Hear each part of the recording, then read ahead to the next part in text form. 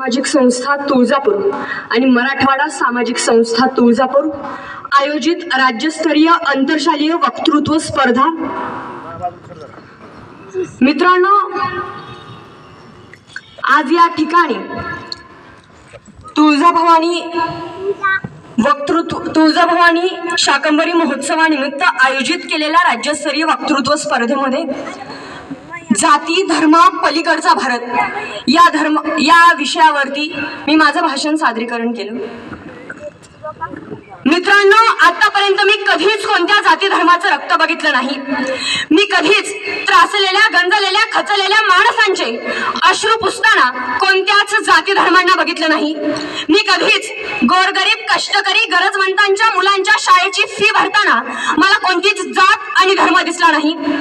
अशा अनोळखी जाती धर्मांकडे पाहत असताना माझ्या असं लक्षात येतं की माणूस धर्माच्या नादी लागून आपापसामध्ये भांडणे करताना दिसतो आहे, तर तो जातीमध्ये भांडणे करून माणुसकी संपवताना दिसून येतो।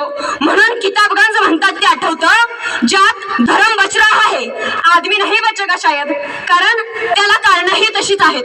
या देशामधील धार्मिक जातीय विषमता नष्ट झाली आहे का?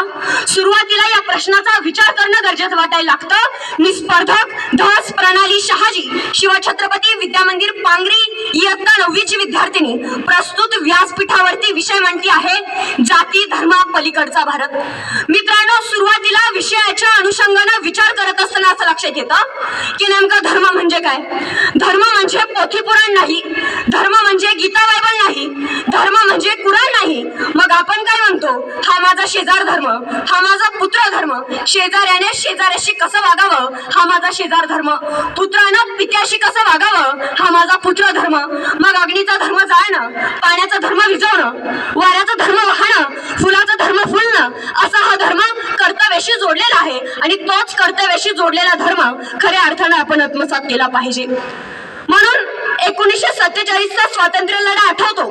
मंगल पांडे पासून ते सरदार गांधी पर्यंत सर्व जाती धर्माचे लोक इथल्या जाती व्यवस्थेविरुद्ध लढली होती। मित्रांनो, शी म्हणजे शीख, पा म्हणजे पारशी, ई म्हणजे ईसाई, या धर्माचे आपण शिपाई आहोत। या धर्माने आपल्याला माणसं जोडण्याचं शिकवलं। म्हणून असंच एकदा रस्त्याच्या कडेने जात असताना रस्त्यामध्ये प्रचंड मोठा अपघात घडला। अपघात घडल्यानंतर तिथे एक व्यक्ती जखमी अवस्थेत पडलेला असतो। त्या ठिकाणी त्या माणसाला वाचवण्यास कोणीही नसतं। तेवढ्यात पाठीमागून एक गाडी येते। त्या गाडीतला माणूस जखमी अवस्थेतल्या व्यक्तीला त्या गाडीमध्ये घेतो, दवाखान्यामध्ये ऍडमिट करून त्याची सर्व व्यवस्था करून निघून जातो।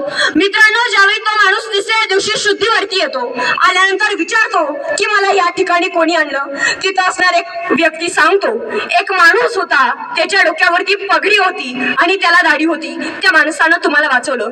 मित्रांनो, ज्याला वाचवलं तो शीख धर्माचा होता आणि ज्याला वाचवलं तो पंढरपूरला जाणारा पंढरपूरचा वारकरी होता। मग आम्ही समोरच्या माणसाला मदत करत असताना जात आणि धर्म पाहत नाही।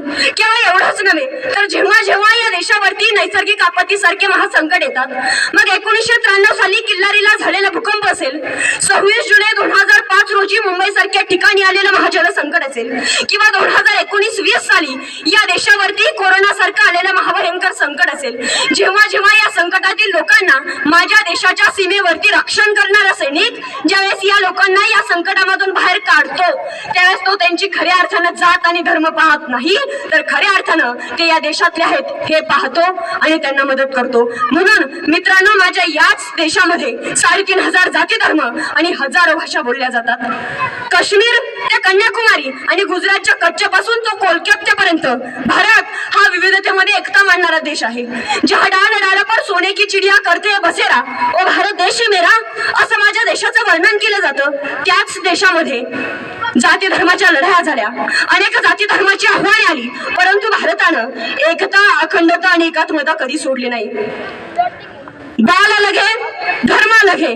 मित्रांनो, शेंडी अलग है, जात अलग है, लेकिन बाल तो एक ही है, रूप अलग है, रंग अलग है, लेकिन खून तो एक ही है, जात अलग है, धर्म अलग है, लेकिन इंसान तो एक ही है। या भारतानं एकता, अखंडता आणि एकात्मता कधी सोडली नाही। म्हणून अगर इस देश में रहना है तो वंदे मातरम कहीं नहीं होगा, असं आमच्या कोणत्या कोणत्याही भारतीयांना सांगावं लागत नाही, कारण कोणताही भारतीय कोणत्याही चौकामध्ये जर राष्ट्रगीत चालू असेल तर तो त्या राष्ट्रगीताला उभा राहतो. ही माझ्या भारत देशाची संस्कृती आहे. याचं सर्वात मोठं उदाहरण जर कोणतं असेल तर झाकीर हुसेनच्या तबल्यापासून ते अल्लादिया खानच्या सनईपर्यंत हिंदूंच्या लग्नात मुसलमान सनई वाजवतो आणि मुस्लिमांच्या लग्नात हिंदू सनई वाजवतो. छत्रपती शिवाजी महाराजांच्या जयंतीची सुरुवात ही आंबेडकर नगरातून केली जाते आणि आंबेडकर जयंतीची सुरुवात ही पाटलाच्या वाड्यावस्त्यामधून केली जाते. त्याच वेळेस खऱ्या अर्थानं मला माझ्या जातीच्या धर्माच्या पलीकडचा भारत दिसायला लागतो, कारण माझ्या या भारत देशामध्ये जाती धर्माची आव्हाने आली, परंतु भारतानं अखंडता आणि एकता कधी सोडली नाही. कारण म्हणून मला आठवतो तो कारगिलच्या युद्धाचा प्रसंग. ज्यावेळी मुस्लिम सैनिक शहीद झाले त्यावेळी पाकिस्तानवाल्यांनी त्यांची शरीरं नेली नाहीत, परंतु हिंदू असलेल्या हिंदुस्थानच्या सैनिकांनी मुस्लिमांच्या पद्धतीनं शत्रूच्या शवाचा देखील अंत्यसंस्कार केला. कारण हे आम्ही छत्रपती शिवाजी महाराजांकडून शिकलो आहोत. मरणांती वर्णम, आणि तोच खऱ्या अर्थानं माझ्या जाती धर्माच्या पलीकडचा भारत वाटायला लागला. कारण त्याच 85% हिंदू असलेल्या हिंदुस्थानमध्ये या देशाचा राष्ट्रपती मुस्लिम झाला आहे, या देशाचा वायुदलाचा प्रमुख मुस्लिम झाला आहे, या देशाचा सर्वोच्च न्यायालयाचा मुख्य न्यायाधीश मुस्लिम झाला आहे. त्याचबरोबर तुमच्या माझ्या छत्रपती शिवाजी महाराजांच्या महाराष्ट्राचा AR फुलेच्या रूपानं मुख्यमंत्री देखील मुस्लिमच झाला आहे. त्यावेळेस आम्ही त्यांची जात आणि धर्म पाहिला नाही, तर त्यांच्या प्रती असणारी देशभक्ती, गुणवत्ता, कर्म पाहिलं आणि आम्ही त्यांना मदत केली. मित्रांनो, यदा यदा हि धर्मस्य ग्लानिर्भवति भारत अभ्युत्थानं धर्मस्य तदात्महं सृजाम्यहं. ज्या ज्यावेळी अधर्म जन्माला येतो तेव्हा तेव्हा धर्माच्या नीतीतून काम करणारी माणसं या देशामध्ये जन्माला येतात. मग रामायण असो, महाभारत असो, प्राचीन काल असो, मध्ययुगीन काल असो किंवा अर्वाचीन भारत असो, या सगळ्यामध्ये परमेश्वरानं कोणत्या ना कोणत्या रूपानं अशी काही माणसं वाढवली, घडवली की ज्या माणसांनी या देशामध्ये खऱ्या अर्थानं जातीच्या धर्माच्या पलीकडचं रक्षण करण्याचं काम केलं. मग अनाथांची माय असलेल्या सिंधुताई सपकाळ की ज्यांनी दुसऱ्याची मुलं स्वतःची मुलं म्हणून सांभाळताना त्यांनी त्यांची जात आणि धर्म पाहिला नाही. या देशाला अध्यात्माचं महत्व सांगणारे कलाम नावाचे राष्ट्रपती होते. खरा तो एकच धर्म जगाला प्रेम अर्पावे असे सांगणारे साने गुरुजी याच देशातील लोकांचे आयडॉल होते. मेरी झाशी कभी नाही दूंगी असं म्हणत स्वतःच्या मुलाला पाठीवरती बांधून ब्रिटिशांच्या विरुद्ध लढा देणारी झाशीची राणी देखील याच देशामध्ये होती आणि त्यागाच्या जोरावर संयमानं क्रांती करणारे महात्मा गांधी देखील याच देशामध्ये होते.